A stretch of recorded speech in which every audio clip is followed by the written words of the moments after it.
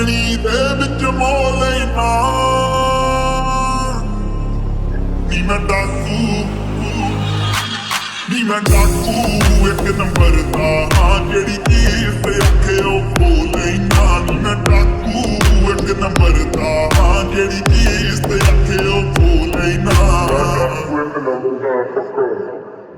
ਅਸਲੀ ਕਾਰ ਕੀਤਾ ਹੀ ਮੈਂ ਡਾਕੂ ਆਵਾਂ ਮੈਨੂੰ ਕਹਿੰਦੀ ਕਿ ਤੂੰ ਕਹਿੰਦੀ ਐ ਤੇਰੀ ਸ਼ਕਲ ਕਾਬਲ ਨਾਲ